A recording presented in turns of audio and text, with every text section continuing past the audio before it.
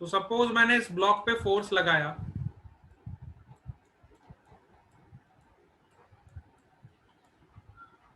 मैंने इस ब्लॉक पे जो फोर्स लगाया वो कितना लगाया, एफ। अब ये ब्लॉक जो मेरे पे फोर्स लगाएगा वो कितना लगाएगा, F. This is action force and this is reaction force. But you notice one thing, that both action and reaction pairs are acting on different bodies. ये वाला फोर्स जो लग रहा है राइट साइड, ये ब्लॉक पे लग रहा है, और जो सेकेंड वाला फोर्स लग रहा है ये ह्यूमन बॉडी पे लग रहा है. So the important point in Newton's third law is that both the action and reaction pairs will act on different bodies. Action and reaction pairs will always act on different bodies. ये सबसे important point. Both action and reaction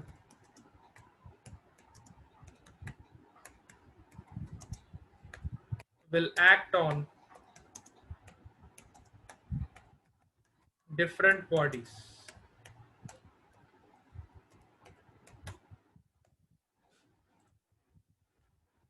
ठीक है,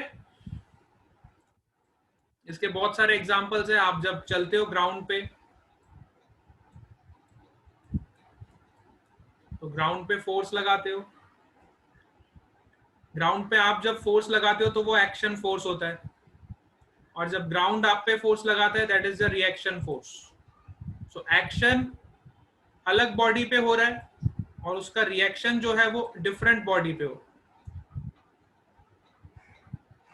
है ना.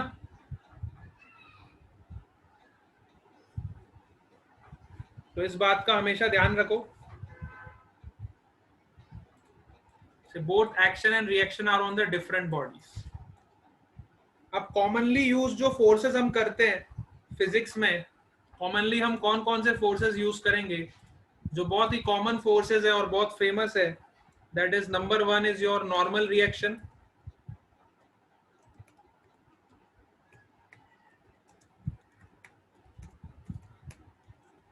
and number 2 is your tension.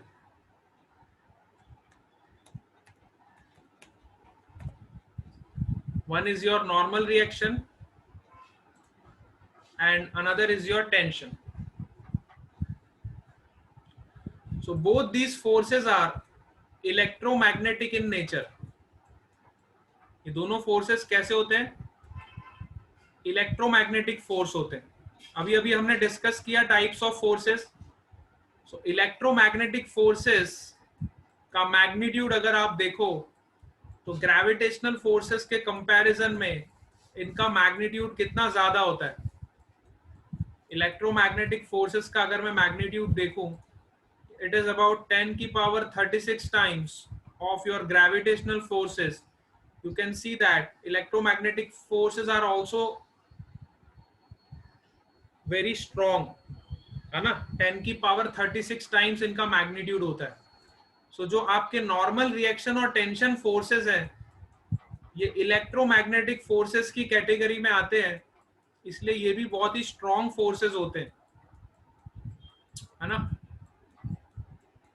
तो electromagnetic forces में हम दो तरह के फोर्सेस की बातें करेंगे. पहला आपका नॉर्मल रिएक्शन और दूसरा आपका टेंशन. तो नॉर्मल रिएक्शन के बारे में पहले हम बातें करते हैं कि नॉर्मल रिएक्शन क्या होता है और वो किस तरह से हम किसी भी बॉडी पे शो करते हैं. तो ये सब फोर्सेस अगर आपको पता चल गए तो फ्री बॉडी डायग्राम बनाने में हमें काफी सारी हेल्प हो जाएगी, है ना. फोर्सेस अगर आपको एक बार क्लियर हो गए तो फ्री बॉडी डायग्राम बनाने में हमें काफी हेल्प मिल जाएगी. चलो पहले नॉर्मल रिएक्शन की बात करते हैं. So normal reaction is a force which exists when the two bodies are in contact and one pushes the other. Suppose करो मैंने कोई मास रखा यहाँ पे, ये ब्लॉक मैंने यहाँ पे रखा. अब आप देखो कि जो ब्लॉक का जो सरफेस है वो ग्राउंड के सरफेस के कांटेक्ट में आ गया, ब्लॉक का जो लोअर सरफेस है वो ग्राउंड के साथ कांटेक्ट में है ना।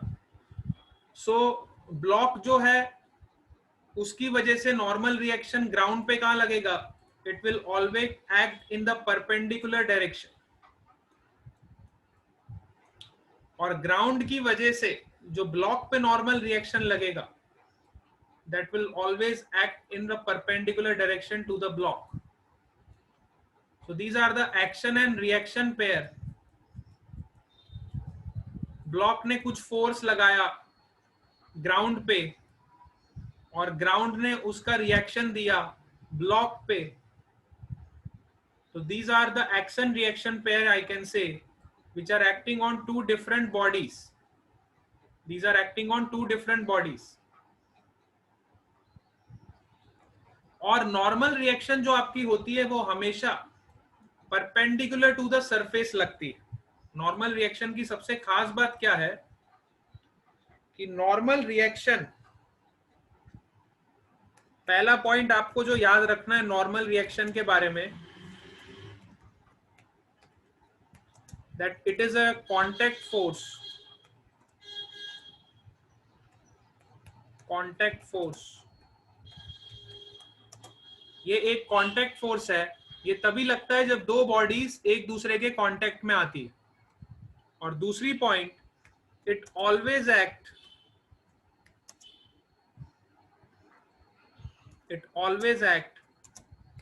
in perpendicular direction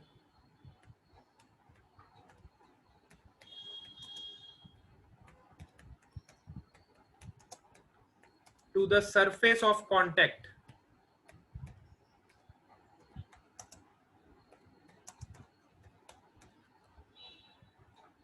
ये हमेशा सरफेस ऑफ कांटेक्ट के परपेंडिकुलर लगता है। अब डिफरेंट डिफरेंट एग्जांपल से इसको हम समझते हैं। जैसे कि सपोज करो मैंने आपको बोला ये बॉल है और ये बॉल आपकी मैंने ग्राउंड पे रखी है और इस पॉइंट पे इसका कांटेक्ट हो रहा है ग्राउंड के साथ।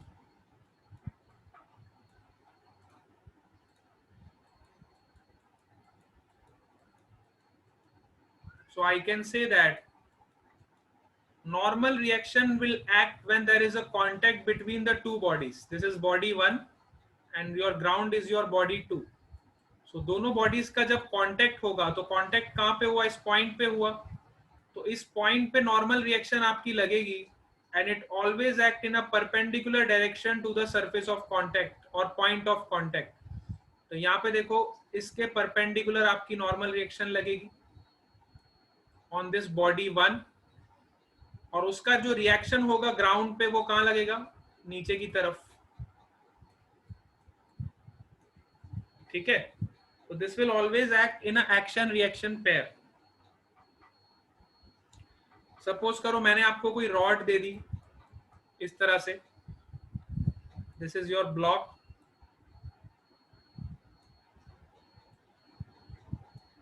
एंड यहां पे मैंने एक रॉड रख दी,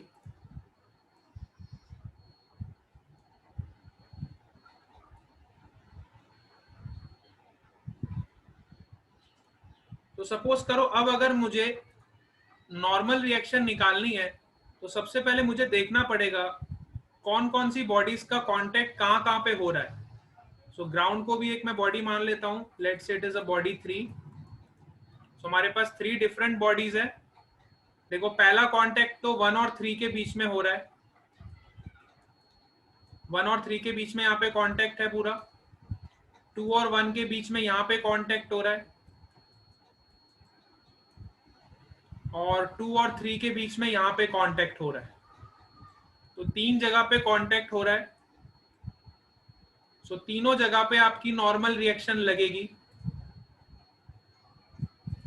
सो पहली नॉर्मल रिएक्शन मैं यहाँ पे लगाऊंगा ब्लॉक पे, which is always in a perpendicular direction, this is your N1, और इसका जो रिएक्शन पैर होगा ग्राउंड पे लगेगा, which is also N1, action reaction pair. Similarly इस वाली रॉड की वजह से इस ब्लॉक पे लगेगा N2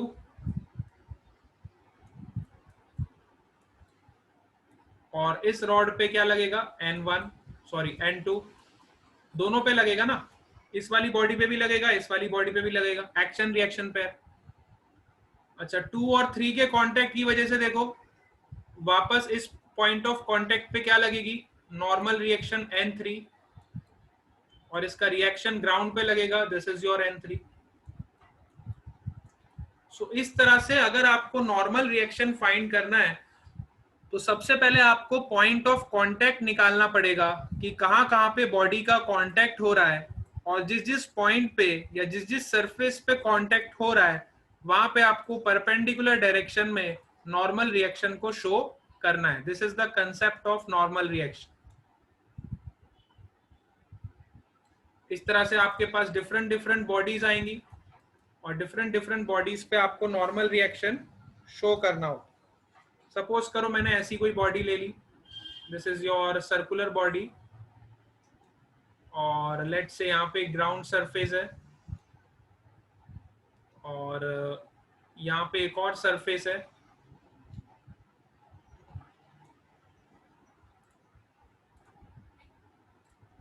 अब बताओ मेरे को, आप लोग ही बताओ कि सरफेस का कांटेक्ट कहाँ कहाँ पे हो रहा है।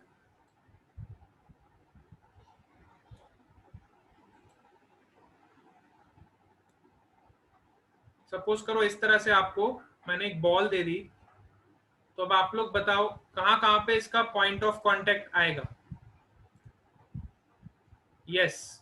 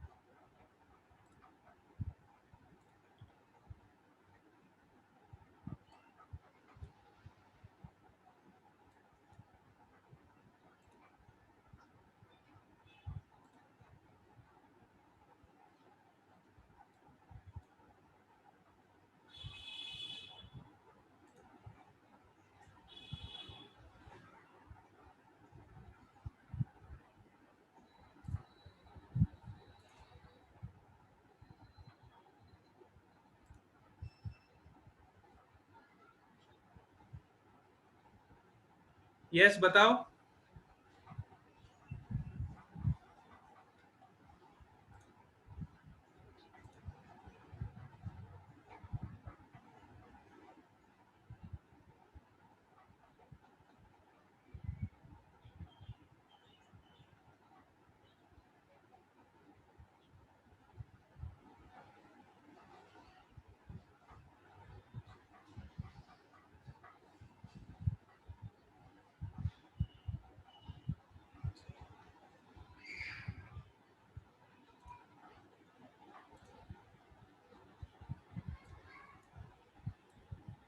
अरे भाई समझ तो आ रहा है ना मैं क्या बोल रहा हूँ।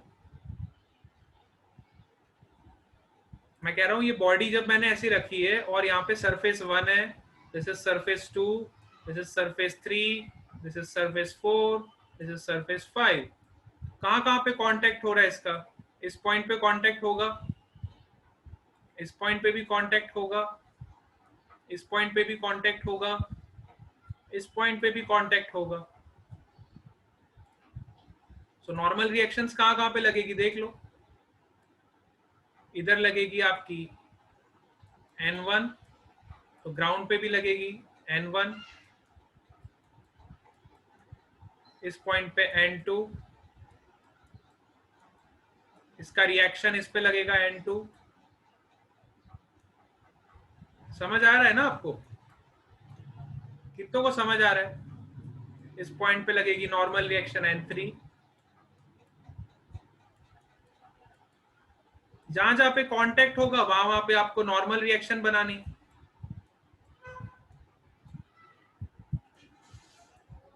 तो 4 नॉर्मल रिएक्शन यहाँ पे लगेगी अलग अलग।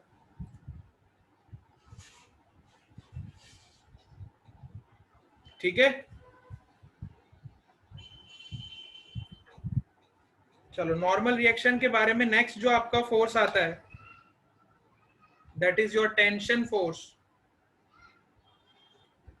और टेंशन के बाद हम फ्री बॉडी डायग्राम को पूरा अच्छे से पढ़ लेंगे। इसके बाद जो फोर्स आता है that is your tension force. अब टेंशन फोर्स के बारे में कुछ इंपॉर्टेंट पॉइंट्स आपको बता रहा हूं, उसके बाद हम फ्री बॉडी डायग्राम की तरफ आगे बढ़ जाएंगे। अब तो सिंपल है, पहले टेंशन फोर्स को जान लो अच्छे से कि टेंशन फोर्स क्या होता है। So tension is also an electromagnetic force. Tension का भी बेसिक नेचर कैसा होता है, इलेक्ट्रोमैग्नेटिक फोर्स होता है। फर्स्ट पॉइंट तो सबको पता ही है, tension is electromagnetic force. Second important point about tension is that it always acts along the length of string. It always acts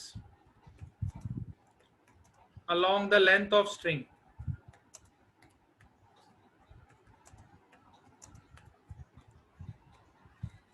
ये हमेशा लेंथ ऑफ स्ट्रिंग के अलोंग लगता है। Third important point, direction of tension is always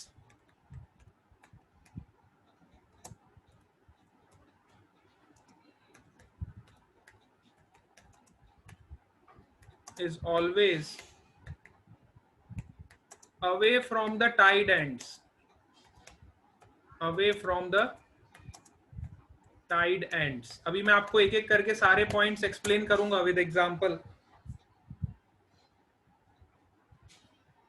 And tension has always a pulling tendency.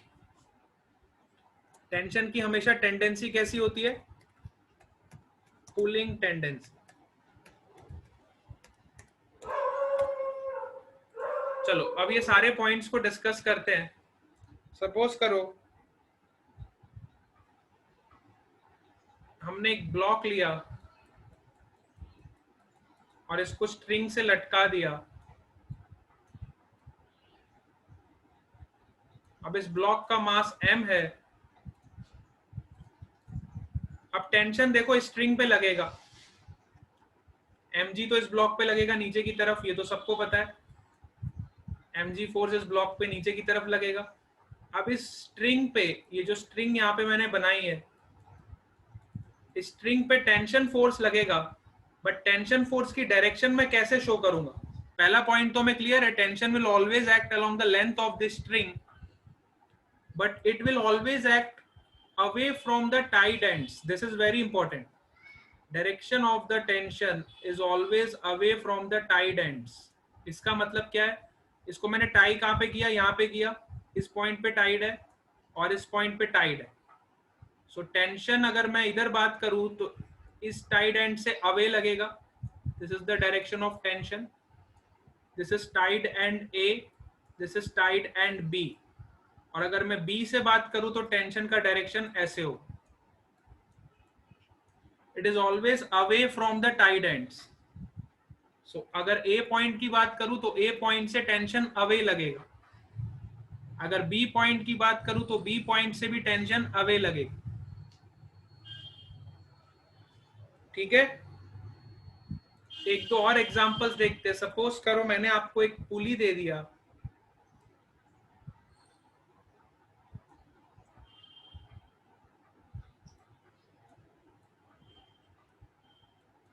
और इस पुली को हमने tie कर दिया। यहाँ पे एक ब्लॉक लगा दिया, यहाँ पे दूसरा ब्लॉक लगा दिया।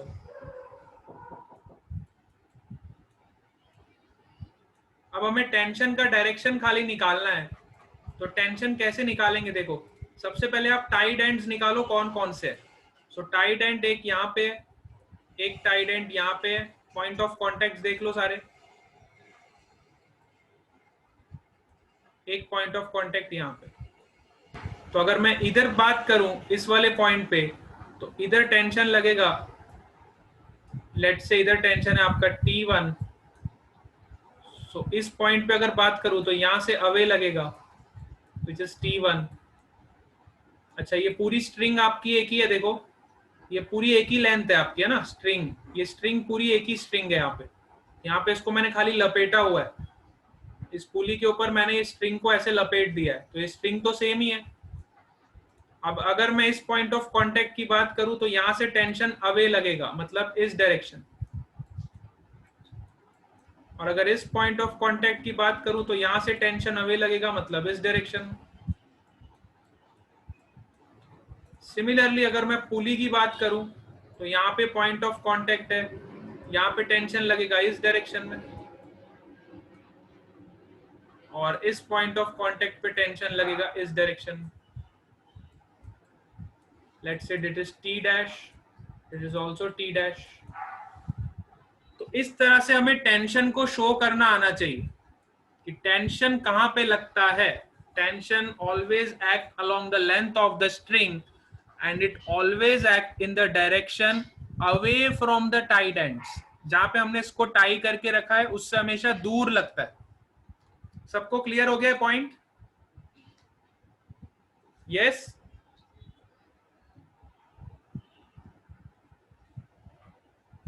Everyone clear up to this point? Okay, so आज आपको मैं कुछ इस टाइप के क्वेश्चंस प्रैक्टिस करने के लिए दूंगा, और कल से हम प्योर न्यूमेरिकल्स डिस्कस करेंगे। कुछ कुछ थियरीज आपको इंपॉर्टेंट बताते जाऊंगा। आज आपको मैं इस तरह के क्वेश्चंस दूंगा जिसमें आपको टेंशन शो करना पड़ेगा और नॉर्मल रिएक्शन शो करना पड़ेगा, ठीक है? चलो, bye bye to all of you.